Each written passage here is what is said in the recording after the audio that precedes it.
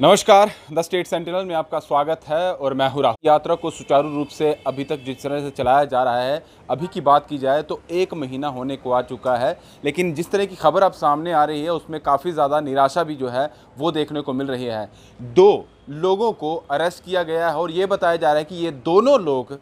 जम्मू नगर निगम के हैं और यात्रियों से टोकन पंजीकरण के नाम पर उनसे 300 रुपये लेते थे और अब तक ये बताया जा रहा है कि इन्होंने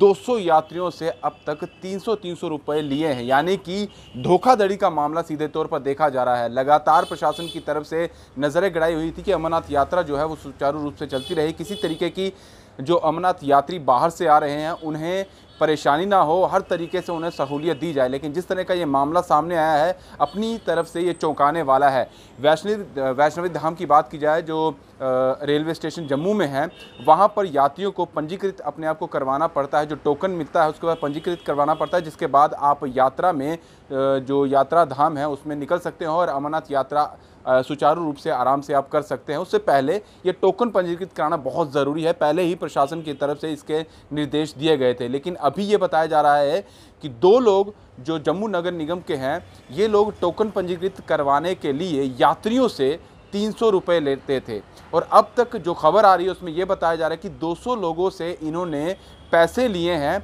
और अभी लगातार जो है जम्मू नगर निगम के जो नोडल ऑफिसर जो वहां पर नियुक्त किए गए थे उनकी ओर यात्रियों की तरफ से शिकायतें जा रही थी कि हमसे पैसे जो है वो ऐंठे जा रहे हैं, इसके एवज में हमें टोकन जो पंजीकृत यानी जो रजिस्ट्रेशन है वो हमारी की जा रही है। जिसके बाद अब जाकर हरकत में जो है वो नोडल ऑफिसर आए हैं और उनकी तरफ से कहीं ना कहीं एक्शन लिया गया है और दोनों लोगों को कहा जा रहा है, अभी तक जो जानकारी मिली है उसमें यही बताया जा रहा है कि दोनों लोगों को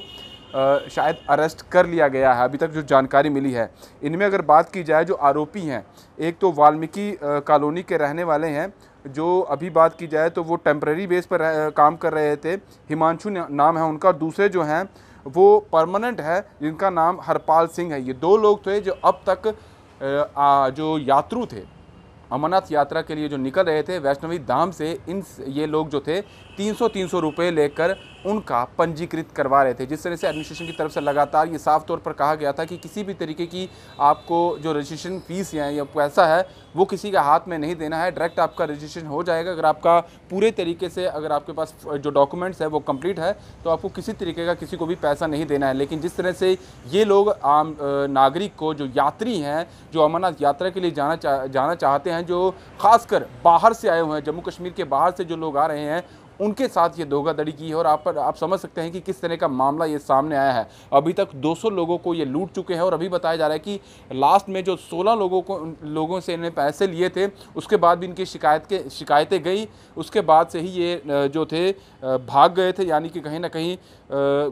अलग किसी और जगह पर चले गए थे। इन्हीं को ढूंढने की कवायद जो है वो की जा रही थी। लेकिन अभी जो सामने खबर आ रही है उसमें यही बताया जा रहा है कि सीसीटीवी फुटेज की मदद से इन दोनों की पहचान भी की गई कि कौन लोग हैं, क्योंकि ज़्यादातर कर्मियों को पता ही नहीं था कि ये लोग कौन है जो उनसे पैसे ले रहे हैं। शिकायतें तो लगातार जा रही थी, लेकिन जब तक पहचान नहीं होती, जब तक नाम सामने नहीं आता, जब तक आइडेंटिफिकेशन नहीं हो जाती है, तब तक कोई कार्रवाई नहीं हो सकती थी। लेकिन लगातार शिकायतें होने के बाद प्रशासन हरकत पे आया, उन्होंने सीसीटीवी फुटेज देखी और फुटेज के आधार पर जो 2 लोग सामने आए हैं वो जम्मू नगर निगम के बताए जा रहे हैं और फिलहाल जो बात सामने आई इन दोनों को ही गिरफ्तार जो है वो पुलिस ने कर लिया है। अब देखना होगा कि इन पर किस तरह के जो कार्रवाई है वो की जाती है, किन धाराओं का इन पर जो है इम्प्लीमेंट किया जाता है और क्या इन पर सज़ा सुनाई जाती है, वो आने वाला समय बताएगा। लेकिन जिस तरह का ये मामला है, कहीं ना कहीं जो यात्री हैं उनको लूटने का मामला और अपने ही जो जम्मू के लोग हैं वो इस तरह का, जम्मू के लोग तो नहीं कह सकता, लेकिन ये 2 लोग जो पर्टिकुलर हैं जम्मू को बदनाम करने की कोशिश इनकी तरफ से लगातार जो है वो की जा रही थी। अभी तक 200 लोगों को ये लूट चुके थे। अब देखना होगा कि जिस तरह से गिरफ्तारी हुई है, जिस तरह से इनकी शिकायतें सामने आ रही थी, सीसीटीवी फुटेज भी आधार है जिनसे इनकी आइडेंटिफिकेशन हुई है और इन पर दोनों पर क्या कार्रवाई होती है। एक जो है वो अस्थायी है, यानी कि टेम्परेरी बेस पर काम कर रहा था, और एक जो है परमानेंट था, सरकारी जॉब में थे, और इन लोगों की तरफ से इस तरह से काम जो है, इस तरह की धोखाधड़ी जो है वो की गई है। फिलहाल दीजिए इजाज़त। दीपक भंडारी के साथ Rahul Singh, the state sentinel के लिए। नमस्कार।